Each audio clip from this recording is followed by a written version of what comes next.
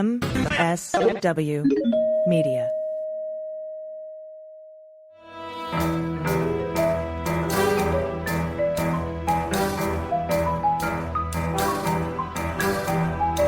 The rule of law is not just some lawyer's turn of phrase. It is the very foundation of our democracy. The essence of the rule of law is that like cases are treated alike. That there not be one rule for Democrats and another for Republicans, one rule for the powerful, another for the powerless, one rule for the rich and another for the poor, or different rules depending upon one's race or ethnicity. To serve as Attorney General at this critical time is a calling I am honored and eager to answer.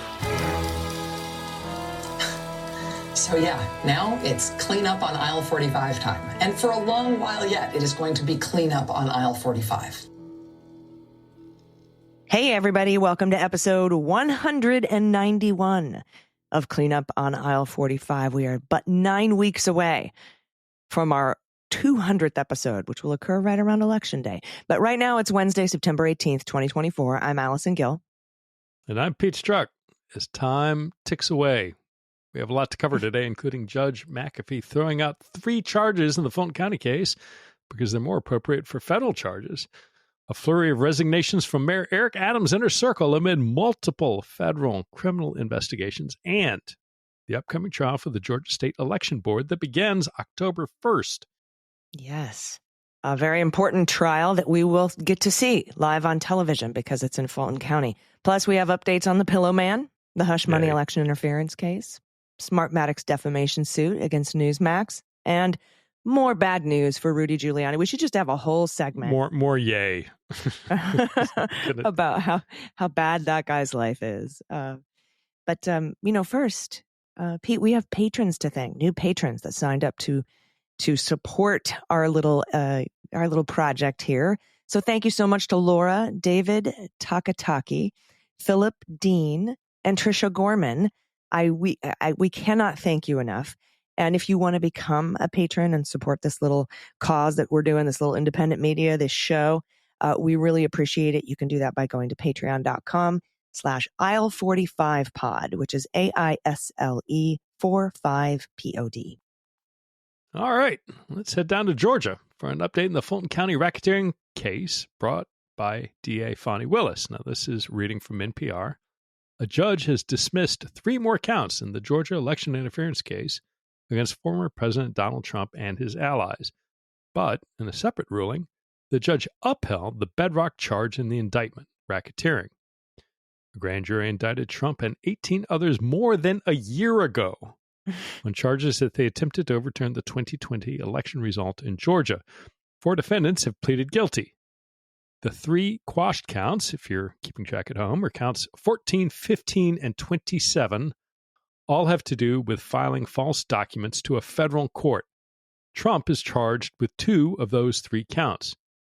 Fulton Superior Judge Scott McAfee dismissed the 3 counts based on the Supremacy Clause of the U.S. Constitution, which says state law must yield to federal law when the 2 conflict.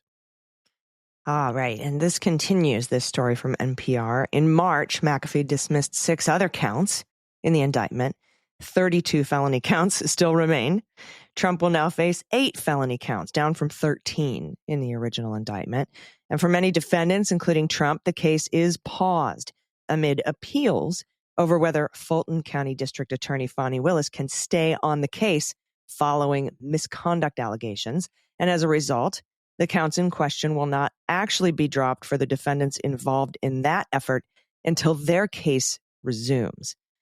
So the Georgia Court of Appeals will hold oral arguments in December to consider whether Willis can remain on the case. That's in the disqualification appeal. A decision is not expected until next year, but a decision has to come next year because under the state constitution, they have to resolve these things within 2 court terms, right?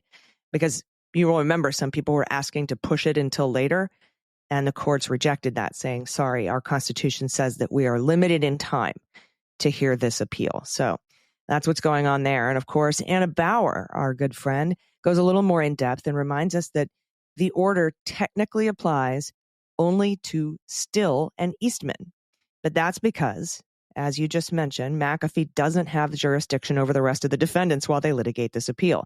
The counts would officially be dismissed against them on remand. So again, still waiting for that.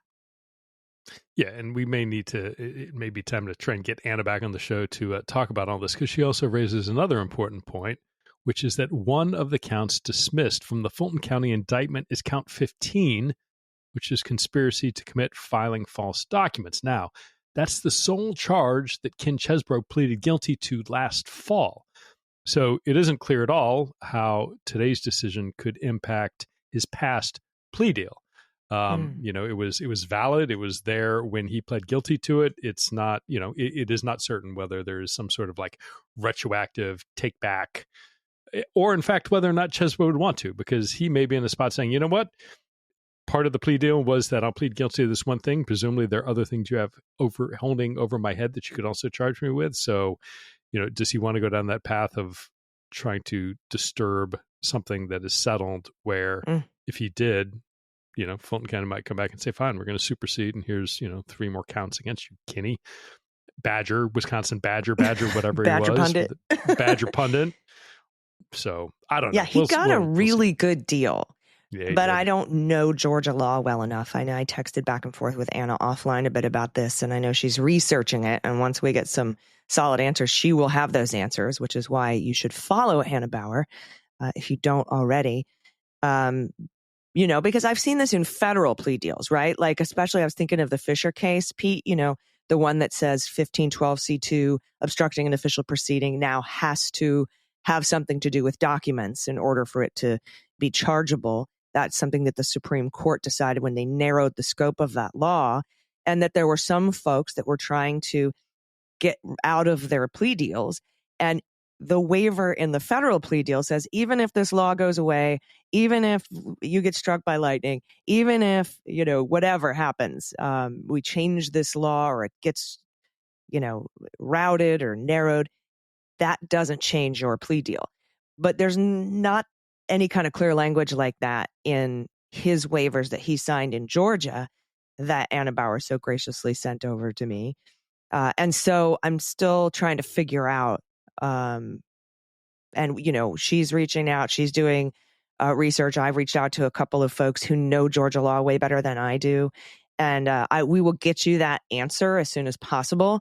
But my initial thoughts, my initial impression is that Chesbro, considering how much trouble he is in other states for lying or hiding or omitting the fact that he had that second secret Twitter account with a bunch of posts that go against everything that he testified, not testified, but said in interviews with law enforcement officials in other jurisdictions, that he might be best to leave well enough alone. But we'll let there may be something in the Georgia law that says we can't leave well enough alone. You're going to have to supersede or rethink it. I don't know yet, but we'll keep you posted. Yeah. And what's really interesting, you mentioned Fisher, and I would, for our readers out there who have not seen it, this Sunday, the New York Times published a really lengthy article talking about the workings of the Roberts Court. And if you read it, you will become infuriated, if not enraged, because a lot of it goes to just the broad sweep of how the Supreme Court has really set out a primrose path, a very easy path for Donald Trump and his various illegalities. But one of the points they make that will enrage you, unrelated to Fisher, is that, partially related to Fisher, that Sam Alito was originally assigned the pen to write an opinion until it became publicly known that Martha Ann was flying, flags upside down and don't tread on me flags and all these other things. And once it became publicly known, Roberts reassigned who was drafting, I think took it himself. But the point is that there was earlier reporting that said the fact that she was doing this and had done this made its way back to the court, and it was known to the court well in advance of it ever becoming public. And it was only once it became public that Roberts said, oh, you know what, Sammy, we can't let you write this. So it wasn't you might have a conflict and it wouldn't be appropriate for you to write it. It was like, everybody in the public found out about it. Right. So we need to do it. But in that article, the other thing they talk about is that everybody had said, an interesting thing was that KBJ brokered in the Fisher decision that it appeared that the majority was willing to completely say 1512 C1, C2, C1, C2 was that could not be used, period, full stop, drop it. And KBJ was able to navigate something saying, no, send it back on remand, have them apply it. But nowhere, they point out in the decision, did the Supreme Court say with finality that, oh, yes, if you can show that an electoral certificate is a document, that therefore it'll be fine, that the door is still open, that upon remand, some of the folks charged could be recharged by DOJ, have it continue. They could still appeal up to the Supreme Court, and the Supreme Court might yet still say, oh, no, you can't use this. So it is not, I think a lot of us, me included, certainly looked at that decision and said, oh, all right, well, it can be used in an area set of circumstances. Not exactly when you read it. And this article points that out. So it's kind of what they did in the immunity decision, right? Like, here's what we think preliminarily, but you're going to have to come back to us for the final decision. Yay. It would be too outrageous. We are going to eat this entire hoagie, but if we ate it all in front of you right now, you would be infuriated. So we're just going to take it a bite at a time over about 3 years. Just like Dobbs and Roe, just like everything else. They're savvy enough to understand we want to get to this final horrible, undemocratic, un-American decision point, but we know if we try and dive in and do that all at once, it would be unacceptable to the public at large. So we're just going to take little nibbles until we get it all done. Yep. Exactly what's going on. One other thing in Fulton County, Pete, do you remember when Fani Willis and her office had to recuse from investigating and prosecuting Burt Jones because Fani Willis had thrown a fundraiser for his political opponent? And so her office was removed from the case, and it just sat there and languished in limbo for like a year because it was supposed to be reassigned to a different office, a different DA's office, or a different DA or a different prosecutor. And eventually the guy in charge of reassigning it just said, you know what, I'll take it. His name was Pete Scandalakis. And we were all saying why it's so important that Fani Willis does not get removed from this case is because it will go away. The case will go away if she is removed from this, because the Republicans in charge of reassigning it to a different DA will inevitably fuck it up. And that's what happened with Burt Jones. Georgia Lieutenant Governor Burt Jones. Let me guess what's going to happen. Will not be charged for actions after the 2020 election. Pete Scandalakis, Prosecuting Attorneys Council of Georgia director, took over the case after a judge disqualified DA Fani Willis over potential conflict of interest. So he is not going to pursue charges of Burt Jones. And that is why they fought tooth and nail to keep DA Fani Willis's office on this. And now that's in appeals, right? And so everything is kind of up in the air with this. But if it gets reassigned to this guy, I fear it will suffer the same fate. So there's going to be no charges against Burt Jones. Yeah, I can't unfortunately say I'm surprised, much like Sidney Powell's bar disbarment process in Texas. It's just, delay long enough and reassign long enough and everything eventually goes away, which is sad to see. But, disappointed, yes. Surprised, absolutely not. That's too bad. Yeah. So we'll keep an eye on the rest of the case for you. And, we'll be able to have a link to watch. If you follow Anna Bauer, she'll put it out, a link to watch that Georgia State Board election trial, which we're going to talk about here in a minute. But you're going to want to keep an eye on that, too, because it's also in Fulton County, but it's not really related to the racketeering case. So there's a lot going on, and we're going to talk about it more. Along with, we have some stuff going on in New York. A little bit. In Mayor Eric Adams' inner circle. And we're going to talk about that too. But we have to take a quick break. So everybody stick around. We'll be right back.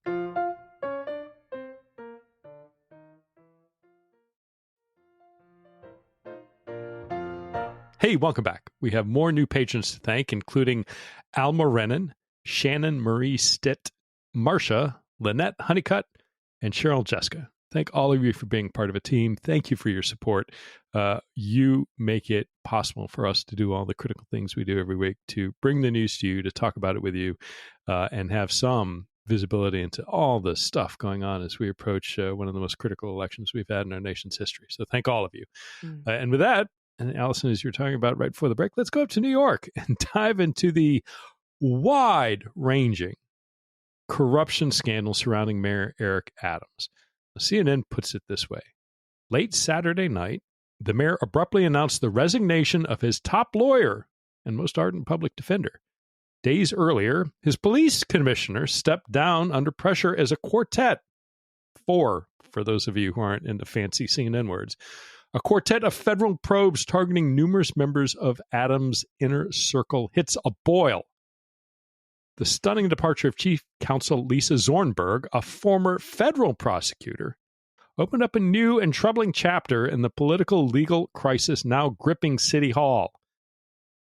Again, keep in mind, this is not, Friday afternoon announcement. This is literally Saturday night at 10:30 p.m. 10:30 it was late p.m. on Saturday night. In the middle of the night, just, we'll throw it out here. Maybe nobody will notice. Now, the former federal prosecutor, Lisa Zornberg, said, quote, "I am tendering my resignation effective today," unquote, which, as an aside, not in the CNN article, I assume she means Saturday at 10:30 p.m., not Sunday at midnight 01.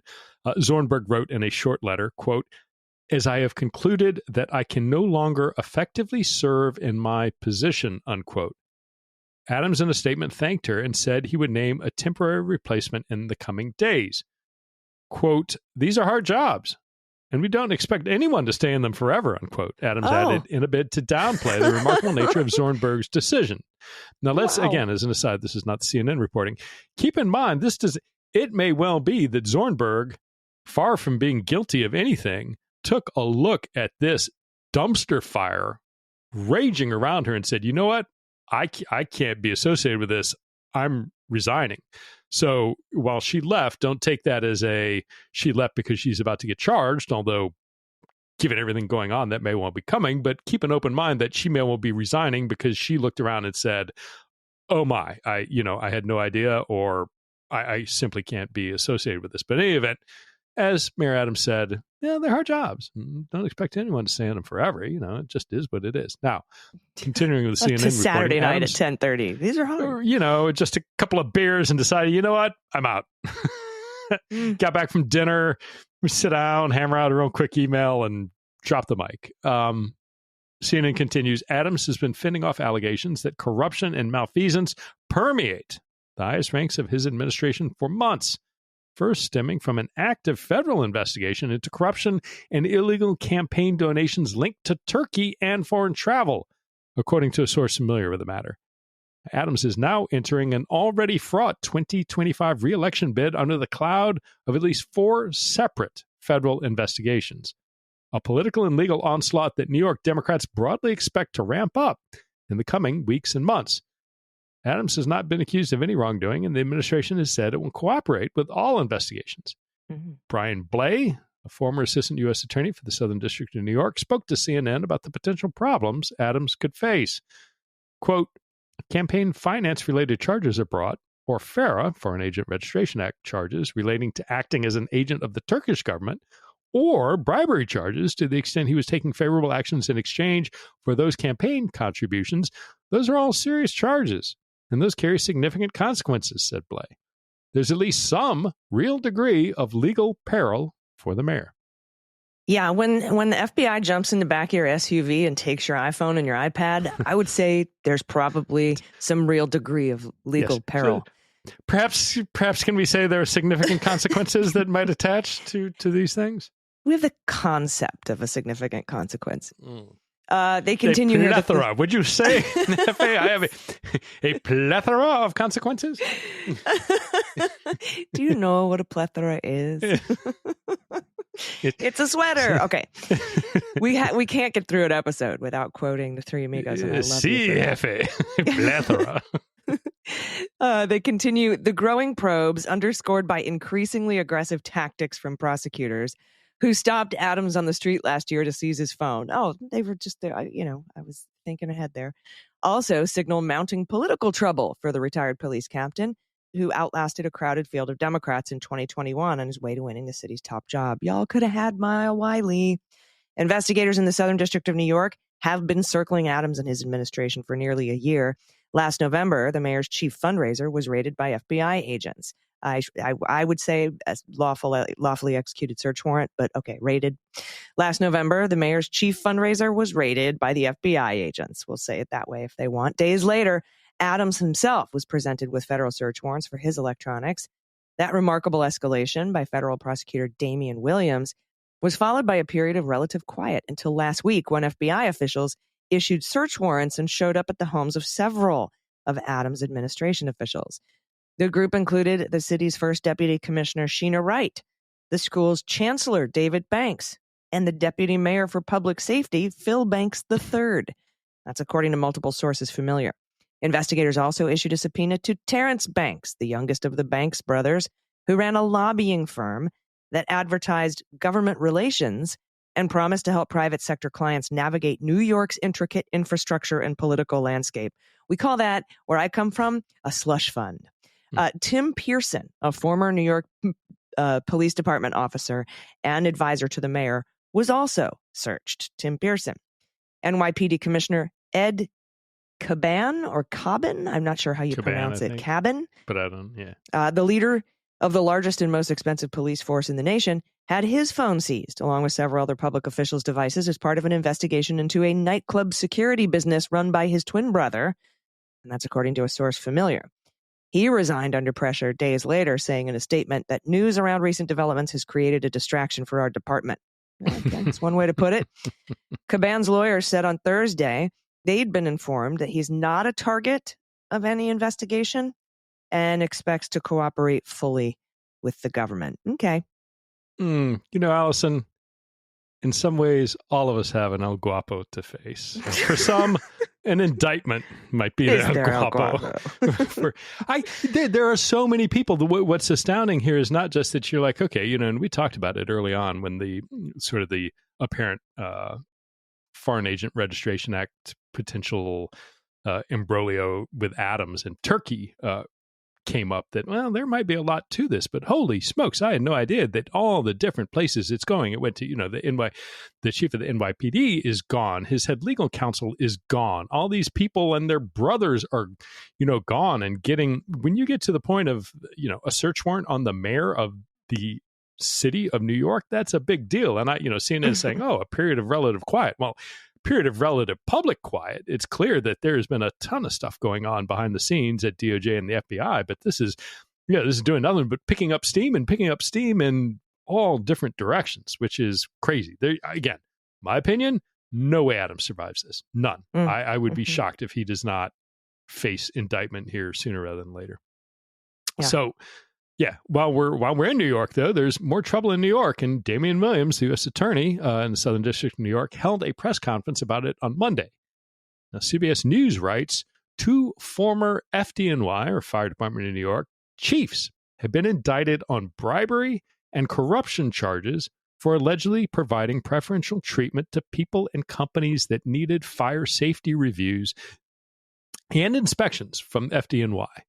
Anthony Sacavino, 59, and Brian Cordasco, 49, worked at the Bureau of Fire Prevention, or BFP. They face a host of charges, including conspiracy to solicit and receive a bribe, solicitation and receipt of a bribe, honest services wire fraud, conspiracy to commit honest services wire fraud, and making false statements in connection with a scheme to solicit and accept tens of thousands of dollars in bribe payments. They then allegedly made false statements about their involvement in the scheme, prosecutors said. Both men retired from FDNY earlier this year. Quote, every member of the FDNY takes a sworn oath to conduct themselves honestly and ethically. Anything less will not be tolerated.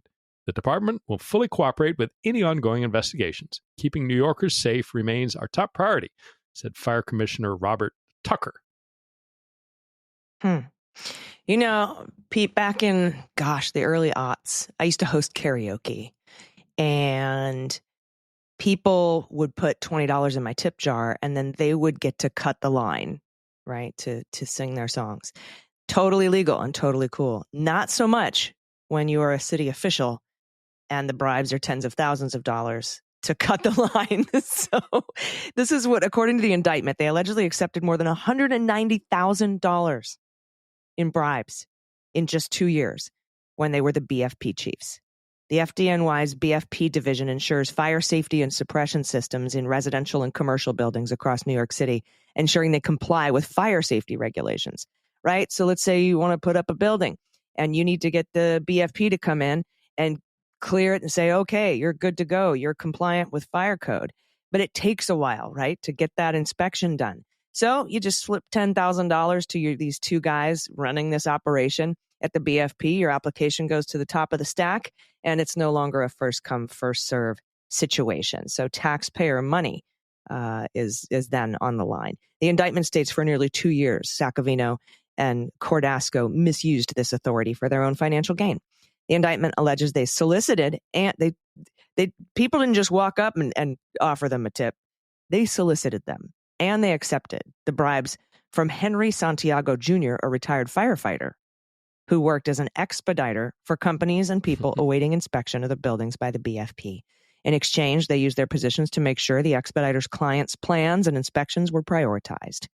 The indictment goes on to accuse both men of then lying multiple times to the FBI in February in an effort to cover up their scheme.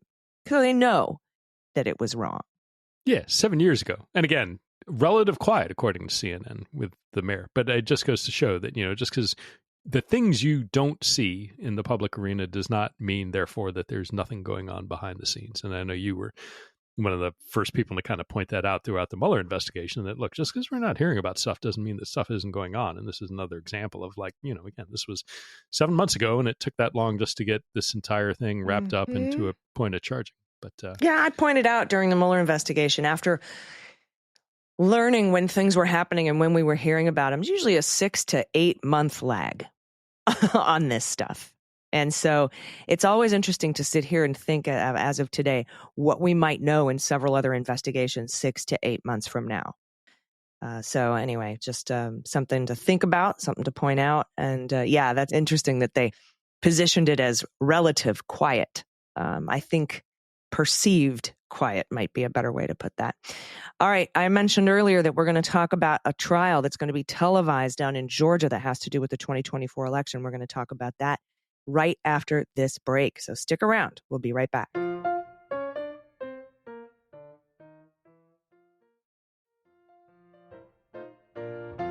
Hey, everyone. Welcome back. Our third list of new patrons to thank includes Daniel.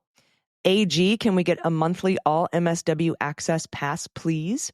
Cheryl Peterson, Javining, and Jen Kaberg. Thank you so much. And as far as a monthly all MSW access pass, right now, Cleanup on Aisle 45 is separate from Jack and the Beans because, we had two different companies. And so I don't know that there's a way to seamlessly merge them all.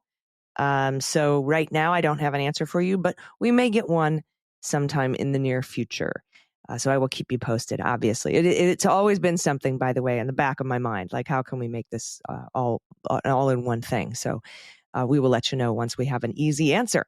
All right, let's head back down to Georgia, Pete, where a trial is about to begin in a lawsuit against the Georgia State Election Board. Now, we've been talking about this on the Daily Beans, Pete, right? Georgia State Election Board.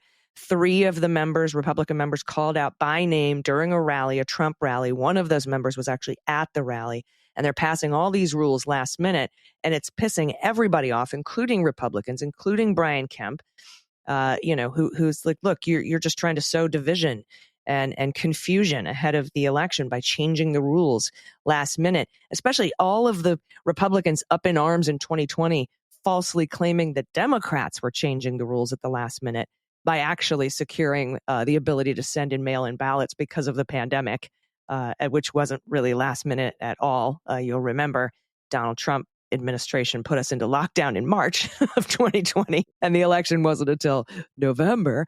But that was, of course, their main complaint. But now they're doing it. And that's, obviously every accusation is a confession. But here's what Lisa Rubin writes for MSNBC. That brings me back to Fulton County Superior Court, where the most consequential trial of the 2024 election season will play out. But it won't be in Willis's criminal case against Trump, his advisors, and his enablers. And although this trial set to begin October 1st, that's just 12 days, 13 days from now? Mm-hmm. And even though it involves both the Democratic National Committee and the GOP counterpart, the RNC, it technically has nothing to do with Trump at all.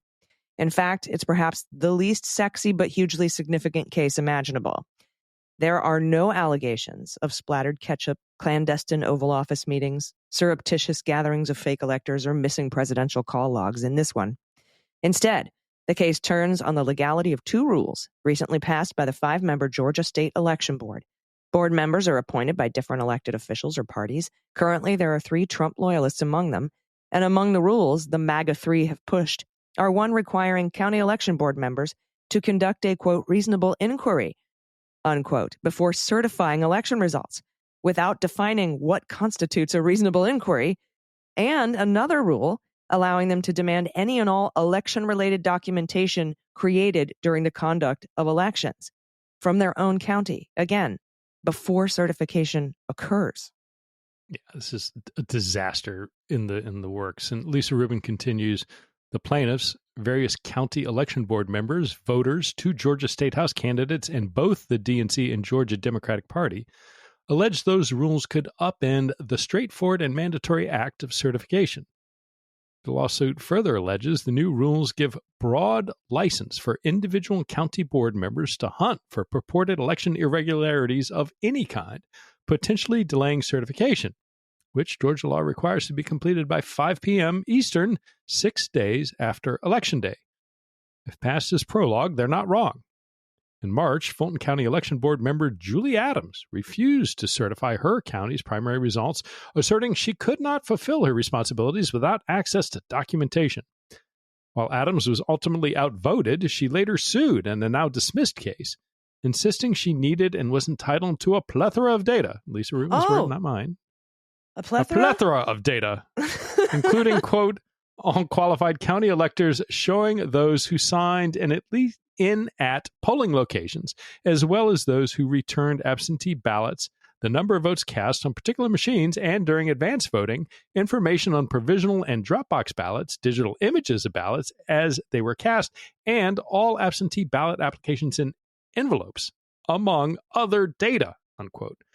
Yet Adams herself attached to her suit an email from a county elections administrator flatly telling her that most of what she sought could not be gathered for her review before the certification deadline. But what would have happened if Adams had not been outvoted, but instead had like-minded colleagues? The DNC and their fellow plaintiffs understand well that chaos could ensue. Therefore, they want Fulton County Superior Court Judge Robert McBurney to declare, through a court order, that the new rules are valid only to the extent that county boards still must certify their results by November 12th. Or, if McBurney finds the rules and the applicable law cannot be harmonized, the plaintiffs are asking him to enjoin, or prevent the enforcement of, the rules altogether. Good. I love when they have a backup plan. Like, throw these rules out, and if you're not going to tell everybody they still have to certify by the deadline, you can't just ask for immeasurable amount of bullshit photos of ballots and envelopes to delay your certification. Now, Lisa Rubin continues saying, ordinarily, litigation about the interpretation and legitimacy of state regulations takes months to play out. But here, the plaintiffs urged McBurney to expedite the case because the county board members can't conduct elections under an uncertain legal regime. That's a quote. Accordingly, on Tuesday, as most of the political world geared up for the first and potentially only presidential debate of the cycle, McBurney quietly scheduled a live stream bench trial, meaning the judge acts as the jury, for October 1st.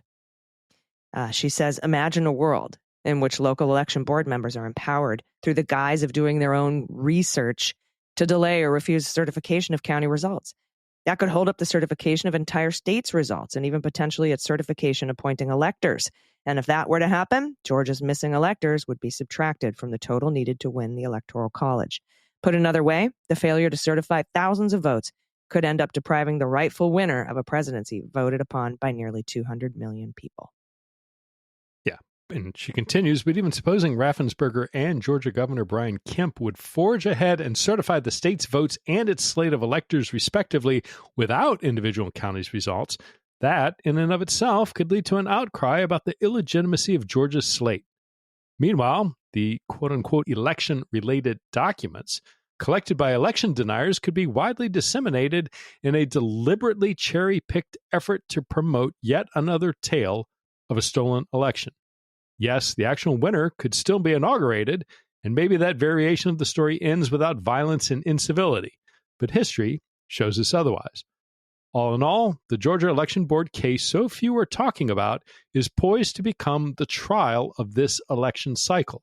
The only question is whether those who care about free and fair elections can see it coming. And again, as you pointed out, that's less than 2 weeks away. And the good news, thanks to the state of Georgia, is we can all dial in via YouTube and listen to the proceedings as they unfold. But Georgia's going to be a disaster. You can see it coming right now. You can see it Trump thanking these crazy folks who are proposing these new rules and the just laying the groundwork for either, if Trump wins, immediately certifying it, this is good data, let's go, all of Georgia's electors for Trump. And if he loses, to immediately say, oh, not fair, not fair. And the best worst case is Georgia's, you disenfranchise the entire state of Georgia because of these knuckleheads. Now, whether the Supreme Court will let that stand, what they decide to do, who knows? If it's something that's not going to help Trump, I have no idea what they're going to do. But the fact of the matter is, you then need to look at the table and you say, okay, if you take Georgia off the table, where does everything else fall? Because Trump needs Georgia. But the question is, if he doesn't have Georgia, but Harris doesn't have Georgia either, it isn't clear to me. I need some Steve Kornacki all the maps are wizard to figure it out. Yeah, exactly. And then, of course, we talk about the inevitable discussion that we have every election cycle about what happens if we have 269 to 269, and then that gets thrown to the House, and there are more Republican delegations in the House, and so they would make Donald Trump the winner. And, so except the House at that point will be the next congressional session, right? So that's all the more reason to, if the House and there's strong indications that both the House and Senate might flip, right? No, but it's not about the majority, who has the majority. It's about how many state delegations are in the House. Oh, I thought it was. Oh, well, that was so wrong. we're fucked because there's way more sitting there saying, "Oh, if it's a Democratic House, we'll be fine." Maybe not. No, no. Now for January 6th for the counting, yes. If we flip the House, Hakeem Jeffries, ding ding, will be there because they take their seats and oaths and they get to work on January 3rd, and January 6th is a certification. But when nobody gets 270 electoral votes, goes to the House, it's the delegations, it's the state delegations in the House and the Republicans have a massive majority on that. So whether we flip the House or not, that's the same discussion we had in 2020, because we thought, what if they threw out slates? Because, remember, Trump had that meeting with the Michigan election officials and was trying to get them to not certify the election. And we were like, shit, if we don't have these electoral votes counted, we didn't quite yet know the lengths that Donald Trump would go to at that point. But we had those early discussions about nobody reaching 270. And that, when you subtract an entire state's electoral votes, that, becomes a more feasible outcome than just a 269 to 269 tie. All right. We still have like 4 or 5 stories left to get to. We're going to do a lightning round, but we have to take a quick break. So stick around. We'll be right back.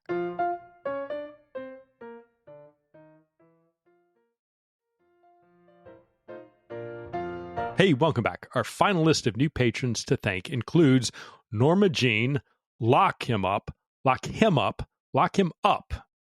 Another Tony, Samantha Hammond, and Cosmic Otter. Thank all of you for your support. Thanks for being part of the team, and humbled and happy that you've chosen to support us, and can't thank you enough. It blows my mind every day to think about it. All these incredible people, smart, brilliant people who support what we do. I'm so humbled by it. I'll continually blown away. So thank you. Yeah, absolutely. And so, like you said, we've got 4 more stories, Allison. So we're going to have to move to a lightning round. So first up, this is from CBS, and I love this one. Package delivery company DHL is suing MyPillow, alleging the company, synonymous with its founder, chief pitchman and election denier Mike Liddel, owes nearly $800,000 for unpaid bills. The lawsuit is the latest legal dispute to emerge against MyPillow and Liddel, a prominent supporter of Donald Trump, who has helped amplify the former president's false claims that the 2020 election was stolen from him. In the lawsuit filed in Hennepin County District Court in Minneapolis on Monday, the DHL e-commerce unit alleges that MyPillow is in violation of a contract that requires the Minnesota-based company to pay for all parcel delivery services within 15 days of being billed. The lawsuit says they reached a settlement in May 2023. Yes, that is more than 14 months ago. 14 months ago. They required MyPillow to pay $775,000 in 24 monthly installments starting in April of this year. But guess what? But the lawsuit alleges that MyPillow has made only partial payments on that settlement, totaling $64,583.34. Oh, The last one received on June 6th. DHL says it notified MyPillow that it was in default on July 2nd. The lawsuit seeks $799,925.59. I appreciate the precision, plus interest and attorney fees. Oh, my goodness. So he was in default last July. Yeah, and It's not even close, right? It's not even like, well, we scratched up $400,000. We scratched up less than a tenth. We reached a settlement that you're going to pay us $775,000. You scratched up $64,000. Didn't he file for bankruptcy? I wonder if he can write this off, discharge this bill. That'd be interesting to see, because I'm pretty sure he's trying to get bankruptcy. Get some tips from Rudy. Some don't do's. Don't do this. Yeah, tips. Yeah, don't anti-tips from Rudy Giuliani. And we'll get to him in a second. But this next story is from the Associated Press. A federal appeals court has rejected Donald Trump's request to halt post-conviction proceedings in his election interference hush money criminal case, leaving a key ruling and the former president's sentencing on track for after the November election. A 3-judge panel on the Second Circuit U.S. Court of Appeals in Manhattan cited the postponement last week of Trump's sentencing from September 18th to November 26th in denying its motion for an emergency stay. Another unintended benefit of postponing this until after the election. Second Circuit denies the emergency stay, no longer an emergency. The sentencing delay, which Trump had sought, removed the urgency required for the appellate court to consider pausing the proceeding. Trump appealed to the Second Circuit after a federal judge last week thwarted the Republican nominee's request to have the U.S. District Court in Manhattan seize control of the case from the state court where it was tried. Trump's lawyers said they wanted the case moved to federal court so that they could then seek to have the verdict and the case dismissed on immunity grounds. Yeah, and if you were thinking, oh boy, this case down in Georgia will be coming in the beginning of October, well, hold on to your hats, because this is even as much of an exciting prospect, for me at least. This is from CNN. A major defamation case against Newsmax will proceed to trial later this month. A judge ruled Thursday, dealing a blow to the right-wing network and setting the stage for the 2020 election to be relitigated during the final stretch of the 2024 race. Delaware Superior Court Judge Eric Davis rejected Newsmax's attempt to shut down the case, which was brought by the voting technology company Smartmatic, without even holding a trial. Instead, Davis concluded that key questions about Newsmax's actions in 2020 would be weighed by a jury, barring a pretrial settlement. Quote, Newsmax reported on allegations regarding the election and Smartmatic, but there remains a dispute as to whether Newsmax recklessly disregarded the truth, Davis wrote. The jury must determine if Newsmax was doing what media organizations typically do, inform the public of newsworthy events, or did Newsmax purposely avoid the truth and defame Smartmatic? The trial is scheduled to begin September 30th. However, defamation cases like these are often resolved, even at the last minute, with an out-of-court settlement. Yeah, with an out-of-court check for $787.5 million. Right, and I wonder, I don't know if Smartmatic, Fox has deep pockets. Fox can afford to settle defamation, and I'm curious if Smartmatic, if Newsmax comes up and says, well, we sold 2 turntables and our microphone, and we, got these extra coffee mugs and donated those to charity, and we can offer you $132. I can see Smartmatic saying, you know what? You're not able to pay us the amount that you would have to pay us to settle. At least that's my hope. We'll see. Yeah. I suspect. Yeah, if I'm Smartmatic, I'm saying you got to give me everything you're worth and go out of business. That's the only acceptable settlement, because they just aren't worth as much as Fox News is. Like you said, they don't have as deep pockets. Our last story is that a federal judge has dismissed Rudy Giuliani's lawsuit against President Biden. Remember this one? Rudy. I'm going to read this ruling. I'm just going to read you the whole ruling because it's fantastic. Plaintiff Rudy Giuliani sued President Biden and several affiliated entities for defamation and false light invasion of privacy based on statements Biden allegedly made during a presidential debate in Nashville, Tennessee. The defendants have filed a motion to dismiss, contending, among other things, that the complaint must be dismissed for lack of personal jurisdiction. Giuliani has failed to object to that motion. When personal jurisdiction is challenged, the plaintiff, quote, must carry the burden of showing that personal jurisdiction is both statutorily authorized and consistent with the constitutional requirements of due process. Burden was on Rudy. For the reasons set forth in the defendant's memo, Giuliani has utterly failed to carry this burden. Accordingly, I grant the defendant's motion to dismiss without prejudice to the plaintiff's right to refile the complaint in a court that does have jurisdiction over the defendants. Utterly failed. Poor, sad Rudy. Utterly failed. Well, better luck next time. Maybe you can find a jurisdiction where there is a cause of action against the defendants. But wait, there's actually one more quick story. Maybe you could find a jurisdiction where somebody gives a shit. Yeah. I just want sanctions and get every last bit of whatever assets he's still hiding. One last quick story. In a list of orders released a few days ago, New York's highest court appears to have dismissed Trump's efforts to dismiss his gag order without writing an opinion because there is no constitutional issue involved.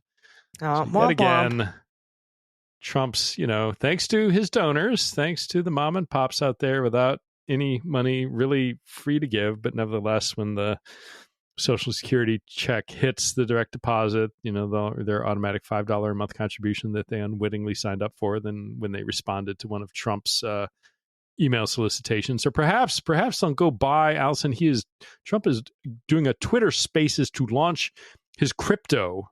Oh, literally, he has crypto because why not? When you're running, he has come out with more cockamamie fundraising schemes in the course of running for president. Whether it's his NFTs, whether it's the second book, sneakers, Bibles. God Almighty, he is now tonight, as we tape Monday night, launching crypto, and mom and pop perhaps will pull out their checkbook and buy a little bit of the Trump coin dream. And it's super he's fun. Find that money.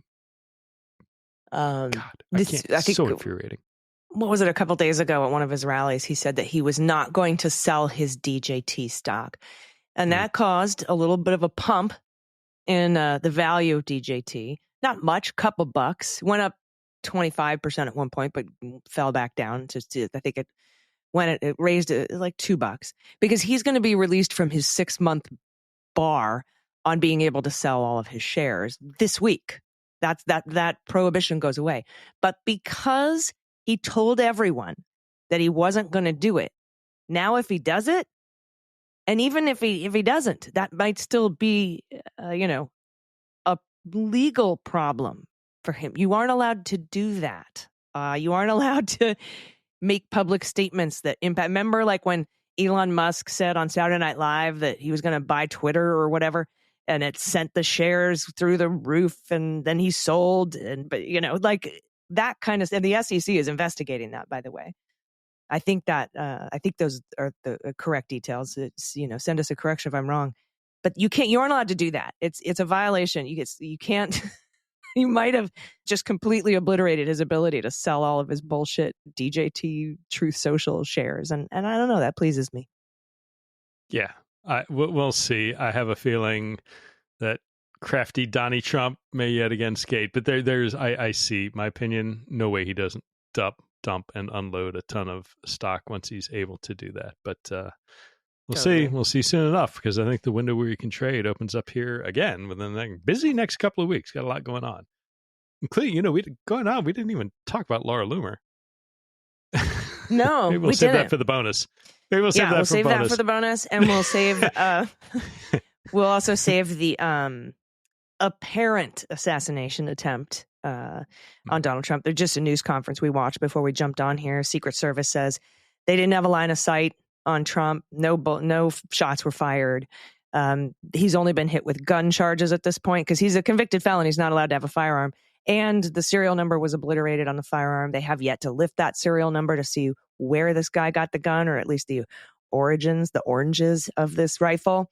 But we might have a little more information going into that in a few days, and we'll probably talk about that along with good old Laura Loomer on the bonus. So thanks so much again to our patrons for making those episodes possible. Yeah, 100%. And what a disaster, just across the board. And the frustrating thing is, we're all talking about this, and they're eating the dogs, and whether or not Haitian immigrants in particular are doing anything. What we're not doing is talking about women's reproductive rights. What we're not talking about is Project 2025. What we're not talking about is just his disastrous debate. He is, although horrible and a train wreck, it is a horrible train wreck that has refocused the bulk of the media on stuff that really doesn't matter when it comes to talking about Trump's competence to run the country. But again, that Harris is within striking distance of Trump in Iowa. She's narrowed the gap. He was ahead. He was ahead 18 when it was Biden. Now 4, right? Slash to 4. We'll see. Focus on the strengths. Got to bring home. You get Georgia and Pennsylvania, it doesn't matter. All these gravy, nice to have states don't do.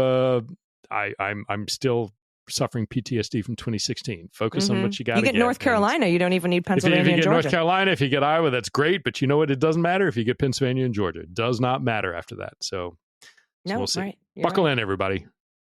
50 days. Well, probably 47 or 48 days by the time you hear this episode because of the wonders of podcast time travel. It has been an honor and a pleasure again, my friend. Do you have any final thoughts before we get out of here for the next few days? I do. One last pull from the three amigos. Tell me, Loomer, do you know what foreplay is? Good. Neither does El Trumpo. Neither does El Trumpo. Apparently, there's a rapper named... No. Save it for the bonus where I can barf with swearing because it's horrid. I'll it will park turn that. your stomach. I'll park my comments about Lil Pump. Okay. We'll talk about it on. No, I'm sorry. Little Pump. Remember, he can't even get his name right. Little Pump. Well, anyway, we'll make those jokes on the bonus episode, everybody. Until then, thank you so much, and we'll talk to you then. I've been Allison Gill. And I'm Pete Struck. Cleanup on Aisle 45 is written, researched, and produced by Allison Gill, with editing by Molly Hockey. Our art and logo design are by Joelle Reeder and Moxie Design Studios, and our music is composed and performed by Adam Orr. Cleanup on Aisle 45 is a proud member of the MSW Media Network, a collection of creator-owned podcasts dedicated to news, politics, and justice. For more information, visit mswmedia.com.